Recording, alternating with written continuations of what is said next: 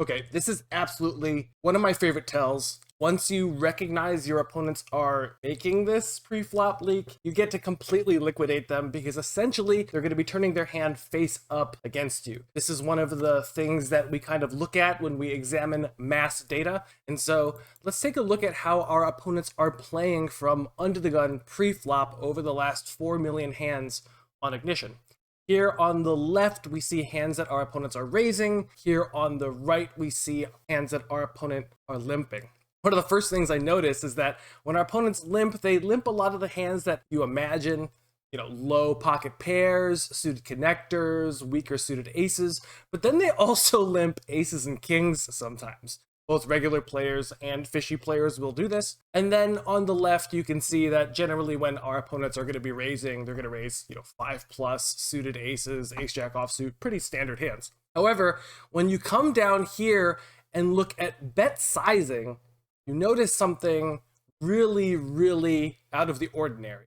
So here, FCR stands for fold, call, raise. So for example, after our opponent raises 2 big blinds, they're going to fold 40% of the time, call 48% of the time, and 4-bet 12% of the time facing a 3-bet. Now, these numbers are actually quite low. These opponents are really, really getting sticky, but I actually think this often has to do with the fact that weaker players are going to be min-raising after they're facing a 2x. If you play a 2x strategy, you'll find a lot of the times your opponent will raise to 3 big blinds or 3.5 big blinds, and you often are going to be forced to call. But let's look at, facing a very standard sizing when your opponent raises 2.5 and you 3-bet them. They're going to be folding 48% of the time, calling 38% of the time, and 4-betting you 14% of the time. Now, what really becomes noticeable is that as your opponent increases their pre-flop size, their folding frequency begins to plummet. So for example, when your opponent raises to 3 big blinds, now their folding frequency falls to 33. When they make it 3.5, it folds to 24. And when they raise to 4 big blinds over the last 666 times that they were 3-bet, they've only folded 16% of the time. So you can see very clearly that as your opponent sizes up, their stickiness is going to increase dramatically. This is very noticeable when we actually look at the composition of our opponent's hands when they raise various sizes. So when our opponent raises 2.5x, you can see that it's a very kind of uniform distribution of hands.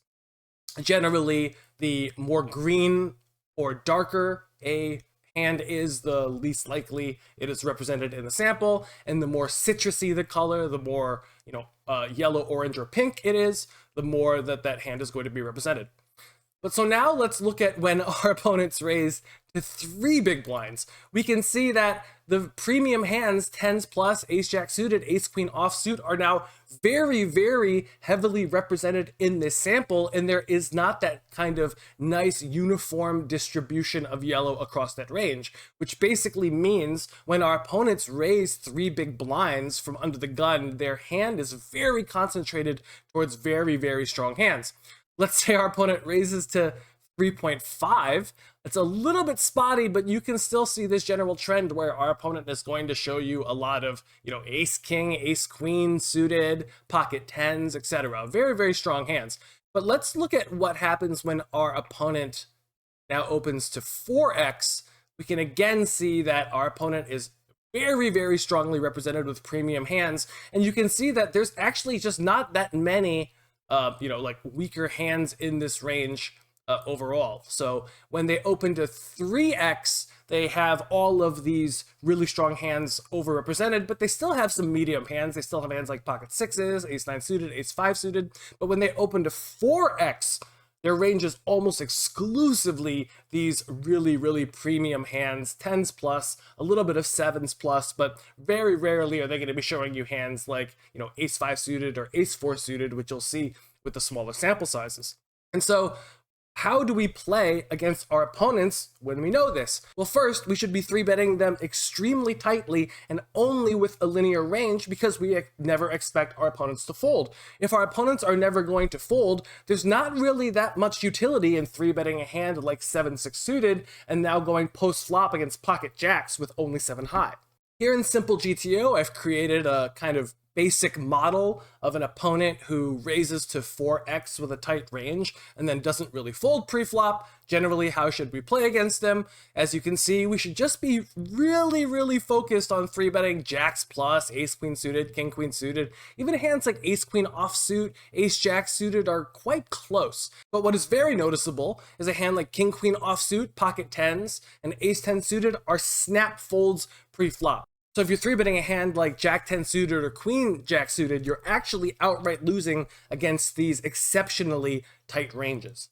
Now, this tell isn't just relevant for under the gun raises. You can also see it manifest when our opponent raises the button, in that when our opponent sizes up, you can see that they fold much more rarely, and that when they raise to a large size, their distribution of hands is going to be inordinately weighted toward these very strong premium hands. Now, if you're not used to facing extra large sizings, one thing that I really like to do is look in GTO Wizard and see how we should play against standard sizings and then adjust this to fold my neutral EV hands. So for example, let's say the button raises to 2.5 big blinds and we're going to defend the big blind.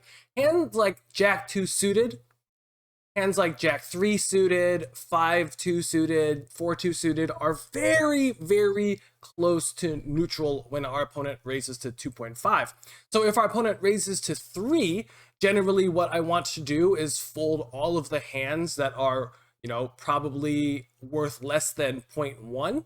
and then tighten up my range from there. So, if my opponent sizes up to 3, I'd probably fold all of these weaker Jack X's, some of these, worst 2 gappers, my worst ace X's. If my opponent raises to 4x, I'm probably going to trim this even more so that, so that I'm probably getting rid of my hands that are 0.3 or below. So if you're always trying to understand the exact thresholds of equity facing each kind of raise, you get more familiar with what hands are going to be losing when you are facing the larger sizings. So not only should you just be looking at these pre-flop charts to see the frequencies at which you should be defending, 3-betting, and folding, but it's also really useful to familiarize yourself with the exact EV of these hands when you face various bet sizes.